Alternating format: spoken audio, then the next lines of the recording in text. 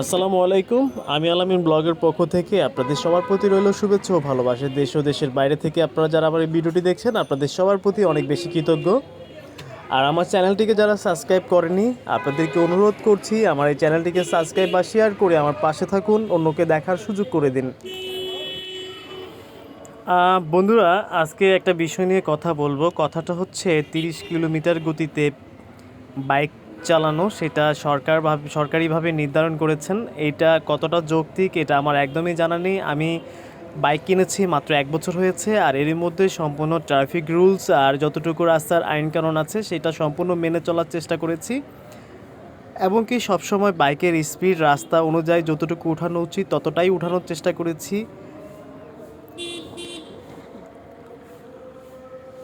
তারপরেও হয়তো অনেক সময় আমাদের গন্তব্যে পৌঁছানোর জন্য আমাদেরকে যে কোনো সময় বাইকের স্পিডটা একটু বাড়িয়ে দিয়ে চালাতে হয়, কারণ হচ্ছে বাইক একমাত্র এমন একটা যানবাহন যেখানে শর্টকাটে যাওয়ার জন্য বাইকটা আমরা বেছে নিয়েছি, তাই আমাদের হয়তো বাইক কেনা। আমি সব বাইকার ভাইদের উদ্দেশ্যে একটা কথাই বলতে চাই, আপনারা সবসময় চেষ্টা করবেন যেন ট্রাফিক যে রুলসগুলো রয়েছে সেগুলো মেনে চলার। সবসময় একটা কথা মাথায় রাখবেন, বাসা থেকে বের হওয়ার পথে আপনাকে অবশ্যই হেলমেট পরিধান করতে হবে, কারণ যে কোনো সময় দুর্ঘটনা আপনার জীবনে ঘটে যেতে পারে। আর বাইক থেকে ছিটকে পড়ে যাওয়ার সাথে সাথে আপনি আপনার মাথায় আঘাত পেতে পারেন, যে কোনো সময় আপনার মৃত্যু হতে পারে। তাই অবশ্যই বাসা থেকে বের হওয়ার পথে হেলমেট পরার চেষ্টা করবেন। আমি একটা বিষয় খেয়াল করেছি, এলাকার বেশিরভাগ কিছু বেপরোয়া ছেলে রয়েছে যারা 3 থেকে 4 জন নিয়েও বাইক রাইড করে থাকে। এই জিনিসটা একদমই করবেন না। যখন আপনি 3 থেকে 4 জন নিয়ে বাইক চালাবেন তখন আপনার বাইকের ওয়েট আর ব্যালেন্স দুটো এক থাকবে না।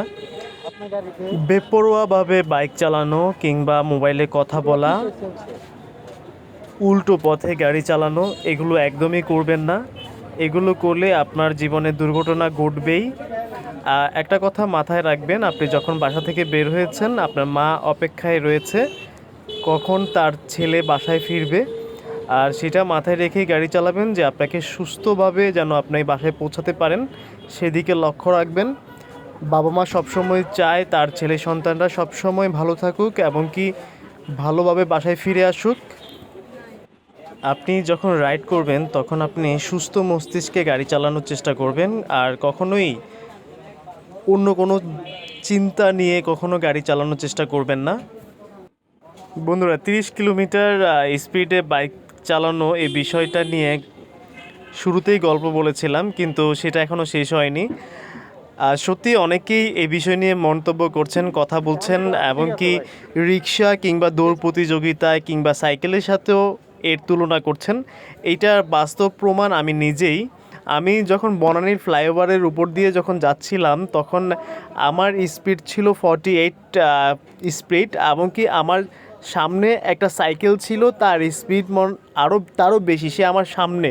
তাহলে বুঝতেই পারছেন আমি 48 স্পিডে চালানোর পরেও সেই সাইকেলটি আমার সামনে রয়েছে। তাহলে 30 স্পিডে কীভাবে বাইক চালানো উচিত সেটা আমার সত্যি মাথায় আসে না।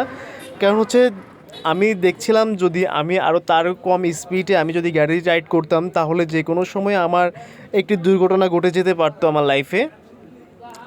আর আমি একটা জিনিসই বুঝি, ওভার স্পিডে কখনোই গাড়ি চালানো উচিত না, কারণ হচ্ছে আপনার গন্তব্যে পৌঁছাতে গেলে আপনাকে সম্পূর্ণ স্পিড মেনে চলেই আপনাকে গাড়ি চালাতে হবে। কারণ হচ্ছে ওভার স্পিডে গাড়ি চালিয়ে যদি আপনি কোনো একটা দুর্ঘটনার শিকার হন, আপনি তো আপনার গন্তব্যে পৌঁছাতেই পারবেন না, এবং কি আপনি আপনার জীবনটাও দিয়ে দিতে পারেন। সেই জন্য আপনাকে সবসময় মেনে চলার চেষ্টা করতে হবে যেন আপনি বাইক চালানোর সময় রাস্তার গতিসীমা নিয়ন্ত্রণ রেখেই আপনি গাড়ি চালাতে পারবেন, যেন আপনার জন্য অন্য কারো ক্ষতি না হয়।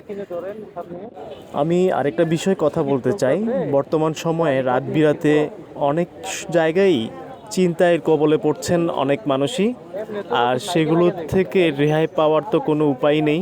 পুলিশ প্রশাসন যারা রয়েছেন আপনাদেরকে অবশ্যই অনুরোধ করছি যেন আপনারা এই জিনিসটা মাথায় রাখেন, এবং কি চিন্তায় ডাকাতি যারা করছেন তাদের বিরুদ্ধে কোনো একটা পদক্ষেপ নেন। আমরা আপনাদের আইনের প্রতি এখনও শ্রদ্ধাশীল, আপনাদেরকে এখনও প্রচণ্ড পরিমাণ ভালোবাসি। পুলিশের প্রতি ভালোবাসা আমাদের এখনও রয়েছে, আস্থাও রয়েছে। আমরা চাই আমাদের যে বাংলাদেশের আইনটা সঠিকভাবে প্রয়োগ হোক। আর এ বিষয়ে আপনারা অবশ্যই খেয়াল রাখবেন যেন সাধারণ জনগণ আমরা নিশ্চিন্তে রাস্তায় চলাফেরা করতে পারি। আমাদের বাইকারদের যারা রয়েছেন এবং কি যে কোনো মানুষ রয়েছেন, তারা সবসময় চায় সঠিকভাবে নিরাপদভাবে রাস্তায় চলাফেরা করতে। আর পুলিশ আছে বলেই আমরা এখনও আস্থা বা ভরসা পাই। আমরা যারা সাধারণ মানুষ রয়েছি, অবশ্যই আমাদের উচিত এই সমস্ত ছিনতাইকারী কিংবা ডাকাত দল যারা রয়েছে তাদের বিরুদ্ধে প্রতিরোধ গড়ে তোলা উচিত।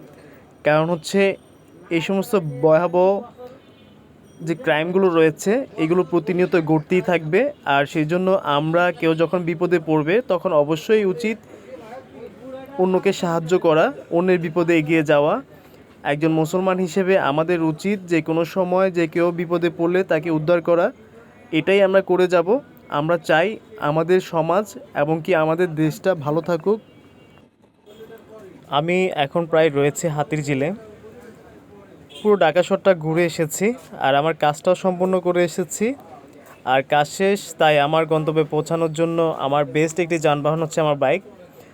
সেই বাইক নিয়ে যখন সমালোচনা আলোচনা প্রতিনিয়ত ঘটতেই থাকে তখন খুব কষ্ট হয়, যে মনে হয় বাইকটাকে যেন আর বেরি না করি, বাসায় যত্ন সহকারে মুছে ধুয়ে রেখে দিই। আর বাইক চালাতে ভালো লাগে না। এক হচ্ছে পুলিশের হয়রানি তো প্রতিনিয়ত আমাদেরকে পোহাতেই হয়।